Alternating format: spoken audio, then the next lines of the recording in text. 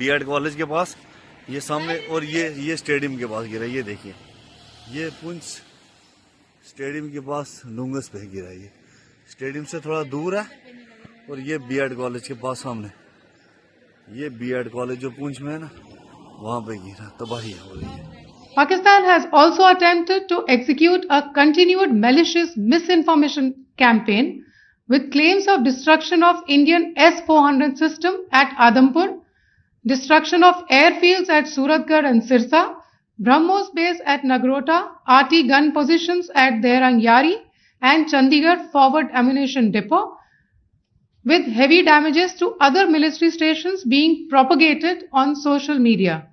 India unequivocally rejects these false narratives being spread by Pakistan.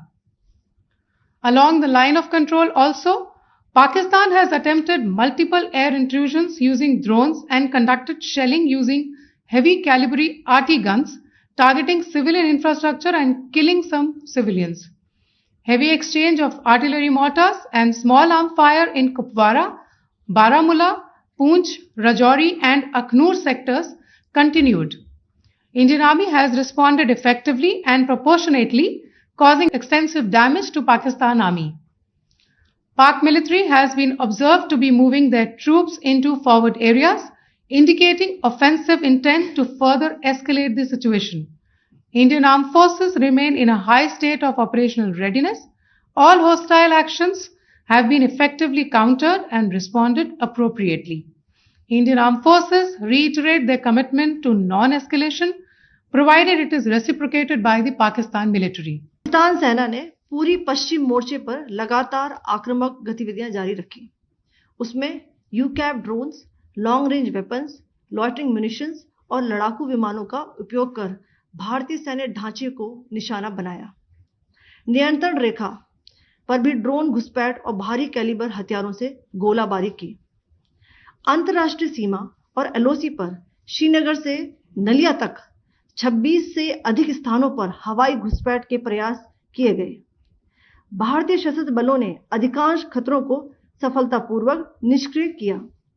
फिर भी वायु सेना स्टेशनों पर उधमपुर, पठानकोट, आदमपुर और भुज बठिंडा स्टेशन, इन सब पर उपकरण व पर्सनल्स को हानि पहुंचाई।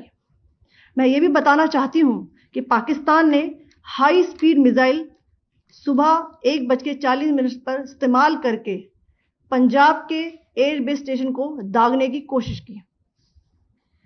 एक निंदनीय और अनप्रोफेशनल एक्ट के तहत पाकिस्तान ने श्रीनगर, अवंतीपुर और उधमपुर के वायु सेना अड्डों पर चिकित्सा केंद्र और स्कूल परिसर को निशाना भी बनाया, जिससे उसके द्वारा सिविल इंफ्रास्ट्रक्चर पर हमला करने की गैर जिम्मेदाराना प्रवृत्ति फिर उजागर हुई।